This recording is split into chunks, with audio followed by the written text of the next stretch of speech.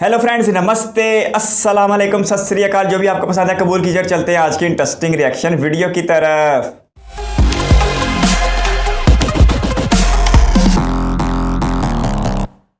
भारत और नेपाल में रोटी बेटी का रिश्ता है, क्योंकि यहाँ दोनों देश व्यापार से तो जुड़े हैं, पर इन दोनों देशों के परिवार भी बहुत ही मजबूती के साथ जुड़े हैं। भारत और नेपाल का बॉर्डर हमेशा से ही दोनों देशों के नागरिकों के लिए खुला रहता है और नेपाल से भारत और भारत से नेपाल जाने के संसाधन बहुत सारे हैं। बात करें रेल मार्ग की तो करीब 8 साल के बाद अब फिर से इन दोनों देशों के बीच ये दिलों को जोड़ने वाली लाइन बिछ चुकी है और नेपाल भारत का प्रेम अब और भी पक्का और ज़्यादा मजबूत होने वाला है। और आज मैं भी इसी नई यात्रा का गवाह बनने जा रहा हूँ, तो चलिए मेरे साथ आप भी इस विशिष्ट यात्रा का भागी बनिए। हेलो दोस्तों, मैं हूँ संदीप और आप देख रहे हैं रेल ज्ञान कोर्स। तो फिलहाल मैं हूँ अभी जयनगर रेलवे स्टेशन पे और यहाँ से बहुत ही स्पेशल जर्नी जो है वो शुरू होने वाली है। एक और चीज़ है कि जयनगर बोल सकते हैं कि एक तरह से एक बॉर्डर स्टेशन है, लास्ट स्टेशन है इंडिया का। इसके बाद से जो नेपाल की बॉर्डर है वो शुरू हो जाती है। इंडिया की ट्रेन सिर्फ वहीं तक चलती है, लेकिन आज हम बॉर्डर क्रॉस करने वाले हैं और जाने वाले हैं नेपाल तक। तो ये मेरी एक तरह से पहली इंटरनेशनल ट्रिप होने वाली है। तो मैं ट्रैवल करने वाला हूँ जयनगर से नेपाल के कुर्था तक और ये ट्रेन जो है ये पहली बार चलाई गई है इस रूट पे। तो चलिए सफ़र की शुरुआत करते हैं, क्योंकि आज बहुत ही बढ़िया मौसम है। तो बिल्कुल मैं सुबह से परेशान था कि जो ट्रेन है पता नहीं कब से चलेगी, लेकिन भैया के शॉप पे आया तो आज के पेपर में देखो लिखा हुआ है कि सुबह 8:15 पे जो है ट्रेन चलने वाली है। देखते हैं कि 8:15 पे चलती है या फिर और लेट होती है। चलिए, ट्रेन की टाइमिंग का तो समझ में आ गया। बाकी अगर बात करें जयनगर स्टेशन के बाहर की ना, तो ऐसा लगता नहीं कि बहुत बड़ा स्टेशन नहीं है, लेकिन एक चीज़ है कि आने वाले दिनों में जैसे जैसे यहाँ पे ट्रेन की फ्रिक्वेंसी बढ़ने वाली है ना, वैसे वैसे स्टेशन का डेवलपमेंट जो है वो होता रहेगा।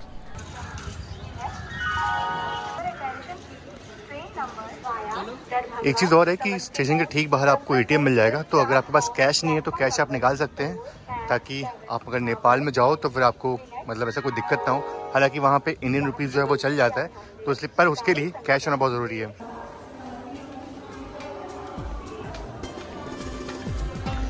बहुत ही खूबसूरत है आज का दिन। तो यहाँ पे बाकायदा एक चीज़ अच्छी है कि सब कुछ लिखा हुआ है कि अगर आपको नेपाल ट्रैवल करना है तो आपको क्या क्या दस्तावेज जो है आपके साथ रखने होते हैं।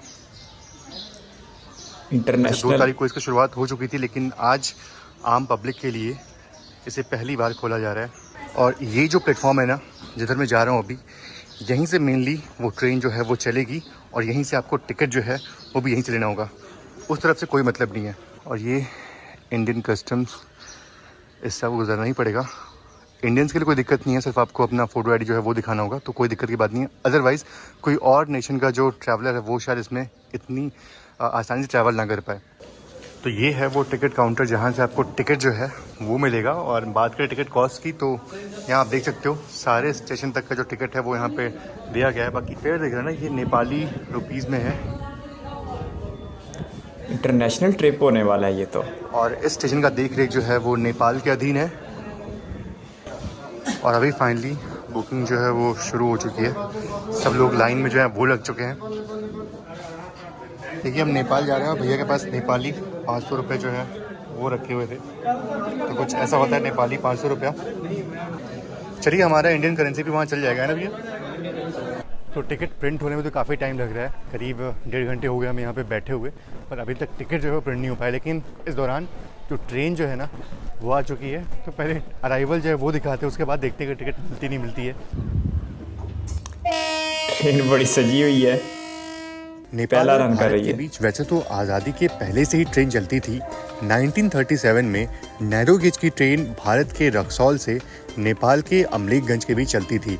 उसके बाद जयनगर से जनकपुर के बीच भी रेल सेवा शुरू की गई, पर उस वक्त लकड़ियों को ढोने के लिए सूट का इस्तेमाल होता था। चलिए, बात करें टिकट की, तो टिकट जो है वो नहीं मिल पाया, मतलब प्रिंटर ख़राब था, इसलिए मैनुअली जो है वो टिकट लिख करके दिया गया है। और बाकी जिनको टिकट नहीं मिल पाया वो लोग ट्रेन में बोर्ड कर सकते हैं और उनका टिकट जो है वो ट्रेन के अंदर ही बन जाएगा। तो ऐसे टिकट जो है वो मिल रहा है आज के दिन में। लेकिन आपको अपना आधार या फिर वोटर कार्ड जो है ना वो अपने साथ रखना पड़ेगा, तभी आपका जो टिकट है वो बनेगा। चलिए, फिलहाल आपको इंटीरियर जो है वो दिखाते हैं सेकंड सीटिंग का। तो बिल्कुल टिपिकल DMU ट्रेन जो है बिल्कुल वैसे ही इसका इंटीरियर है। सबसे अच्छी चीज़ मुझे लग रही है कि यहाँ पे जो फैंस हैं ना वो दिए गए हैं, ये इसका अच्छी लगी मुझे। आप कहाँ जाइएगा? टिकट मिला है आपको? देखिए दिखाइए, देखिए कुछ ऐसे मैनुअली जो है वो टिकट मिल रहा है। टिकट पे लिख के दिया है, प्रिंटर नहीं काम कर रहा है। हाँ ठीक है। तो कुछ ऐसे टिकट जो है वो मिल रहा है। बाकी अगर बात करें सीट्स की ना, तो सीट्स कुछ ऐसी है, नॉर्मल, कुशनिंग भी काफ़ी अच्छी इसकी है। कोई बात नहीं भैया, मैनुअल हो या ऑटोमेटिक, लेकिन नेपाल जाएंगे आप। वो एसी क्लास में है, चलते देखते हैं कि एसी क्लास जो है वो कैसा है। और वो बार नेपाल जा रहे हैं आप लोग? जनक दर्शन करने। कैसा लग रहा है? पहली बार ट्रेन से जा रहे हैं आप लोग? बहुत अच्छा लग रहा है। अच्छा लग रहा है।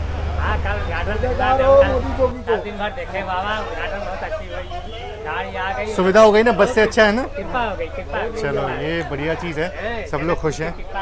ये तो धार्मिक ट्रिप पे जा रहे हैं। नेपाल गाड़ी से पहली बार ना, कैसा मतलब अभी लग रहा है? अभी बहुत अच्छा। पहले बस से जाते थे, अब सीधे ट्रेन से। इतना आनंद आ रहा है जिसका कि आनंद मिल रहा है, लगता है कि हम लोग एक तो एक दूसरे देश से दूसरे देश में हमारा ये भैयाचारी का, वैसे भी रोटी बेटी का रिश्ता है नेपाल और भारत का। बड़े भाई छोटे भाई का बिल्कुल हाँ। सदियों से। चलिए सभी लोग बहुत खुश हैं, सभी लोग बहुत खुश excited हैं। क्योंकि पहली बार ट्रेन से लोग जो है वो नेपाल की यात्रा जो है वो कर पाएंगे। और ये हमारा एसी चेयर कार, लेकिन अभी तक जो इसके दरवाजे हैं वो नहीं खुले हैं, देखते हैं कब खुलता है। लेकिन काफ़ी एक्साइटेड हूँ मैं इसमें यात्रा करने में, क्योंकि डीएमयू ट्रेन में पहली बार एसी चेयर कार में देख रहा हूँ। हालांकि कश्मीर में ऐसी ट्रेन चलती हैं, लेकिन पहली बार मैं ऐसे कोच में सफ़र करने वाला हूँ। चलिए अंदर चलते हैं और देखते हैं कि तो ये सारे कोंकण रेलवेज़ का स्टाफ, और इन्हीं कारण से ये जो ट्रेन है वो चल पा रही है। चलिए फिलहाल चलते हैं अंदर, क्योंकि ट्रेन जो है वो चलने लगी है। हिमांशु भाई भी यात्रा करें हमारे साथ। और ये है इसकी चेयर कार, बड़ा ही लग्जरी लग रहा है, मतलब कारपेट जो है वो बिछा हुआ है, और कुछ ऐसे वंदे भारत की याद आ रही है मुझे। वंदे भारत के एग्जीक्यूटिव क्लास जो है वो लग रहा है। और नए कारपेट से इस्तकबाल है। रक्सौल अमलेखगंज रेल मार्ग को 1965 में बंद कर दिया गया, पर ये रूट फिर भी ऑपरेशनल था। पर उसके बाद 2001 में आई भीषण बाढ़ ने सब कुछ तबाह कर दिया था, और ये रेलवे लाइन पूरी तरह से बह गया। फिर इसके बाद यही एक छोटा सा हिस्सा बचा था, पर जिसमें 2014 के बाद कोई भी ट्रेन नहीं चली, क्योंकि नैरो गेज से ब्रॉड गेज कन्वर्जन के लिए ये रूट भी बंद रहा था। और फिलहाल अभी 100 की रफ्तार में इस रेल मार्ग पर मैं यात्रा कर रहा हूँ भारत से नेपाल की तरफ। इनरवा रेलवे स्टेशन जो है वो आ चुका है, और ये पहला हॉल्ट है नेपाल का। नेपाल आ भी गया। ये खड़े बिहार से चले हैं शायद, जयनगर से। तो फाइनली ये हमारा पहला हॉल्ट है, और पहला हॉल्ट नेपाल के अंदर, यानी कि सिर्फ जनकपुर जो है ना वही इंडिया में है। उसके बाद से सारे हॉल्ट जो हैं वो नेपाल के अंदर ही होने वाले। यार सब लोग बहुत ही खुश हैं यार, सब लोग बहुत ही खुश हैं, बहुत ही खुशियाँ मना रहे हैं। Hello hello sir. अच्छा हम भी बनारस से ही हैं। तो सभी लोग बहुत ही खुश हैं, बहुत ही उत्साहित हैं। और यहाँ पे एक और रेक जो है वो रखा हुआ है, तो बहुत सारी रेक्स जो हैं वो चलेंगी, लेकिन फ़िलहाल आज के दिन में सिर्फ एक रेक चल रही है, और यही रेक जो है अप एंड डाउन करने वाला है। और एक चीज़ मैं देख पा रहा हूँ, सब कुछ सेम है, मतलब वहाँ की गाड़ियाँ देखो, बिल्कुल ये हमारी बजाज की गाड़ियाँ हैं, और उस तरफ टीवीएस की गाड़ी खड़ी है, तो सब इंडियन बाइक्स ही हैं, बस नंबर प्लेट जो है वो अलग दिखता है आपको। और एक चीज़ मैं आपको बताना ही भूल गया कि नेपाल में एंटर करने के तुरंत बाद जो जियो का सिग्नल है वो निकल चुका है, सिर्फ एयरटेल का सिग्नल जो है वो आ रहा है। तो मोबाइल कनेक्टिविटी के मामले में देखा जाए तो फ़िलहाल अभी यहाँ इनरवा तक एयरटेल का सिग्नल जो है वो आ रहा है, लेकिन जियो का सिग्नल जो है वो पूरी तरह से ख़त्म हो चुका है। जियो जो मुकेश अंबानी की कंपनी है, एयरटेल का सिग्नल यहाँ तक आ रहे हैं। फिर आगे नेपाली सिस्टम होगा। सामान रखने के लिए ना काफ़ी स्पेस दिया हुआ है। कर्टन्स, वाकई यार ये कर्टन्स काफ़ी अच्छे लग रहे हैं, काफ़ी रॉयल लग रहे हैं। यात्रीगण कृपया ध्यान दें, इसका इंटीरियर बहुत शानदार है। लेकर ही यात्रा करें, बिना टिकट यात्रा करना दंडनीय अपराध है। और बात करें सीट्स की ना, तो सीट्स कंफर्टेबल हैं, ऑल्दो मतलब ऐसा नहीं कि बहुत ज़्यादा कंफर्टेबल हो, बहुत ज़्यादा अच्छी हो, जैसे हमारे वंदे भारत या फिर वंदे भारत की बात छोड़ दो, आप तेजस की बात करता हूँ, उनकी सीट से मैं कंपेरिजन नहीं कर सकता। लेकिन हाँ, शताब्दी की अगर बात करें ना तो वो ज़्यादा अच्छी है, उनकी कुशनिंग ज़्यादा अच्छी है, और इनके सीट्स की कुशनिंग जो है ना वो नॉर्मल सिंपल ही है। तो बहुत ही सिंपल रखी गई है। तो इतनी छोटी जर्नी में करीब 7 स्टेशन जो है वो हमें देखने को मिलते हैं, और अभी खजूरी स्टेशन जो है वो पहुंचने वाले हैं हम। ट्रेन बहुत सजाई हुई है। ये नेपाली लोग इस्तकबाल कर रहे हैं भारतीय ट्रेन का। वाकई बहुत चीज़ें इनमें मिलती जुलती हैं। सही कहते हैं रोटी बेटी का रिश्ता। नेपाल तो बड़ा निर्भर है इंडिया पे, लैंड लॉक कंट्री है, तो इंडिया के बगैर नेपाल कहाँ सरवाइव करेगा। 3 करोड़ लोगों का देश है, तो भारत के साथ रहने में इसका फ़ायदा है।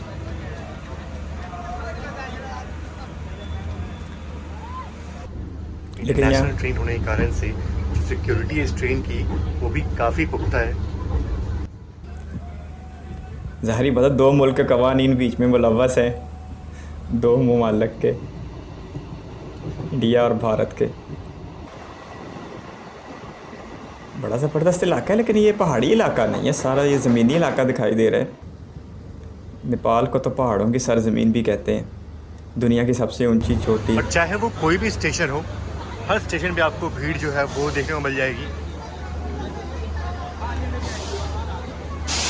माउंट एवरेस्ट भी नेपाल में है। जनरल क्लास का हाल।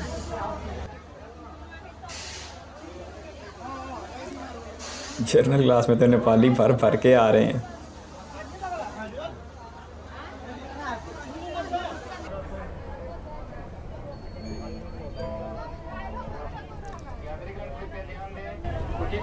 ये फ़ैन तो बहुत ही कमाल का, मतलब चारों तरफ जो है वो पैसेंजर्स को हवा दे रहे हैं, ये अच्छी चीज़ लगी मुझे। वाकई में ये बहुत ही उम्दा एक्सपीरियंस है इस ट्रेन में ट्रैवल करने का। और फ़िलहाल मैं अभी 2nd क्लास में यात्रा कर रहा हूँ। ठीक इसके पीछे वाला जो कोच है वो AC क्लास है, लेकिन उसमें बहुत ही कम लोग हैं। अगर मेरे को बात करनी है लोकल लोगों से तो मुझे 2nd क्लास में ही आना पड़ेगा। लोकल लोगों की राय जानना भी बहुत ज़रूरी है कि उन्हें ये सुविधा कैसी लग रही है। अच्छा, एक और चीज़ है, तो ये लोकल ट्रेन ही DMU ट्रेन है, लेकिन इस ट्रेन में आपको जो वॉशरूम है ना उसकी फैसिलिटी जो है वो मिल जाती है। वॉशरूम बहुत ही साफ़ सुथरा है, मैं आपको दिखा सकता हूँ इसलिए क्योंकि बहुत ही साफ़ सुथरा है। सारी सहूलतें हैं इसमें भी। चलो सीटें इतनी कंफर्टेबल नहीं है तो क्या जो है वो सिर्फ कोटा तक जाने वाली है। और बात करें इस पूरे रूट की तो ये रूट जो है वो जयनगर से बर्दीवास तक का बनाया गया है। मतलब काम जो है वो चल रहा है, लेकिन सिर्फ पहला स्ट्रेच जो था वो सिर्फ कोटा तक की था। ये करीब 34 किलोमीटर का स्ट्रेच है और इसको अभी खोला गया है। इसके बाद से 2nd फेज़ में कोटा से लेकर के बर्दीवास तक का जो रूट है वो भी तैयार हो जाएगा। ऑलमोस्ट वो तैयार हो चुका है, सिर्फ फिनिशिंग जो है बस वो बाकी है। तो बहुत ही जल्दी वहाँ तक भी ट्रेन जो है वो चलनी शुरू हो जाएगी। और बात करें इस रेल रूट की, तो इस रेल रूट को तैयार किया है हमारी प्यारी कोंकण रेलवेज़ ने। मतलब कोंकण रेलवेज़ को यहाँ बुलाया गया और सारा जो रेलवे लाइन बिछाने का काम है ना वो हमारी कोंकण रेलवेज़ ने किया। तो नेक्स्ट स्टेशन जो है वो जनकपुर जो है वो आने वाला है और उसके बाद से कोटा जो है वो पहुंच जाएंगे हम। लेकिन जनकपुर बहुत इंपॉर्टेंट है, तो पहले उसका अराइवल जो है वो लेते हैं। चंद किलोमीटर के बाद ही नेपाल शुरू हो गया। घरों से बाहर निकल करके ट्रेन को देखना चाहते हैं क्योंकि काफ़ी साल बाद इस रूट पर ट्रेन जो है वो चल रही है। लोगों की तो मुराद बार आई। स्कूली बच्चे हो या फिर घर के बड़े हों, सभी लोग घर के बाहर निकल करके ट्रेन को देखना चाहते हैं। भारत से आती हुई ट्रेन को ज़रा देख। नेपाली तो वाकई बड़े खुश है। तो जनकपुर में आपको कुछ पुराने जो रूट का अवशेष है ना वो देखने को मिल जाएगा। हाँ, ये मैं इसकी बात कर रहा था। ये बिल्कुल पुराना नैरो गेज का इंजन। ओह, कब से खड़ी यहाँ अपने आखिरी वक्त का इंतज़ार कर रही है। लेकिन रेल लेवल्स का ये एक शानदार नज़ारा है गुज़रे हुए वक्त का। सिर्फ 34 किलोमीटर की यात्रा, ये डायरेक्शन का फ़र्क है, नहीं तो 3400 किलोमीटर भी भारत में ही हो सकते हैं और होते हैं ट्रेन के ऊपर। कन्याकुमारी से कश्मीर या कन्याकुमारी से आसाम तक है जनकपुर धाम। और ये है बहुत ही महत्वपूर्ण रेलवे स्टेशन क्योंकि मेनली यहाँ पे भारत से लोग आते हैं जनकपुर धाम विजिट करने के लिए। और जनकपुर धाम क्यों फेमस है ये बताने की ज़रूरत नहीं है, लेकिन फिर भी मैं आपको बता दूं कि मिथिला नरेश का नाम सुना होगा आपने, राजा जनक का नाम सुना होगा। राजा जनक की जो पुत्री थी माता सीता, उनका जन्म यहीं पे हुआ था। राम मंदिर है, लक्ष्मण मंदिर है। कौन सा? लक्ष्मण मंदिर, लक्ष्मण मंदिर है, जानकी मंदिर है, हाँ। और जनक जी का मंदिर भी है ना, हाँ। जनक धाम वही मेन है ना। जनक मंदिर है। यहाँ से स्टेशन से कितना दूर होगा?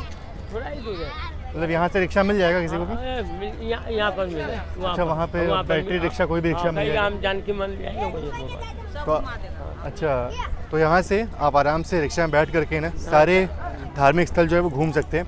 और मेनली यहीं पे लोग आएंगे, यहीं पे लोग ट्रेन को डिबोर्ड करेंगे, जो लोग जनकपुर धाम घूमने आएंगे, जो लोग सारे टेम्पल्स जो है वो देखना चाहते हैं।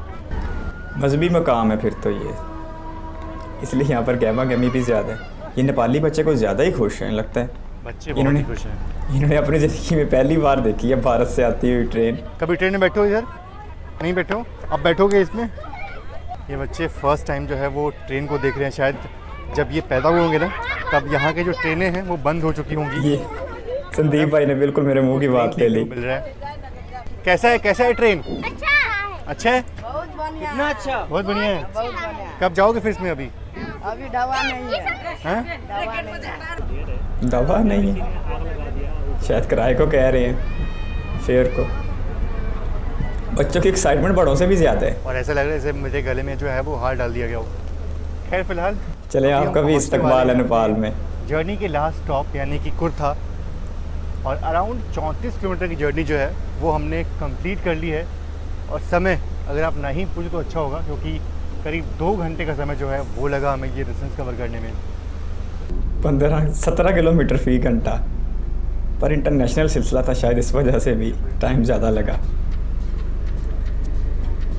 तो फाइनली पहुंच चुके हैं अपने जर्नी के लास्ट हॉल्ट यानी कि कुर्था, और सिर्फ यहीं तक हमारी ट्रेन का जर्नी था। और इसके बाद से हमारी ट्रेन जो है वापस रिटर्न होने वाली है जयनगर के लिए। बहुत ही ज़बरदस्त था। किसी भी रेल लवर के साथ पहला इंटरनेशनल ट्रिप देखा भारत से नेपाल की तरफ। और इसमें जो मुझे सबसे एक अच्छी बात और एक ऐसा एहसास जो मुझे बिल्कुल मुतासर कर रहा था वो ये था कि डायरेक्शन का फ़र्क होना कितना बड़ा फ़र्क होता है कि 3400 किलोमीटर से ज़्यादा अगर हम एक डायरेक्शन में चलते रहें तो हम भारत में रहते हैं, लेकिन अगर अपनी डायरेक्शन चेंज कर ले तो सिर्फ 34 किलोमीटर की यात्रा में हम दूसरे मुल्क में भी दाखिल हो जाते हैं। ये बात मुझे बहुत ही ज़्यादा अच्छी लग रही थी।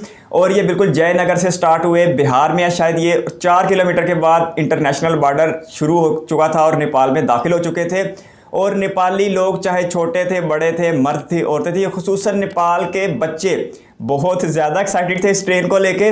और लगता है ऐसा ही था कि उन्होंने इस ट्रेन का अच्छा खासा इंतज़ार किया हुआ है और वो देखना चाहते थे कि भारत से आती हुई ट्रेन नेपाल में दाखिल होती हुई कैसी लगती है। तो बहुत ही ज़बरदस्त एहसास था भाई। 8 साल बाद ये इस ट्रेन का आगाज़ किया गया है। इतना लंबा सफ़र तो फ़िलहाल इसका नहीं है, लेकिन फिर भी ये एक इंटरनेशनल ट्रेन है जो भारत के लोगों को नेपाल के लोगों के साथ मिला के रख देगी। और अगर नेपाल और भारत के रिश्ते की बात की जाए तो रोटी बेटी का ये रिश्ता हमें एक बहुत ही प्यारे व्यूवर ने ऑलरेडी बताया हुआ था। नेपाल 3 करोड़ आबादी और तकरीबन 1.5 लाख स्क्वायर किलोमीटर के इलाके पर फैला हुआ एक मुल्क है जो एक लैंड लॉक कंट्री है और मुकम्मल तौर पर भारत के ऊपर निर्भर है। और भारत के रास्ते ही इसकी समुद्री तिजारत मुमकिन हो पाती है। भारत वालों को नेपाल जाने में और नेपाल वालों को भारत आने में कोई प्रॉब्लम नहीं है।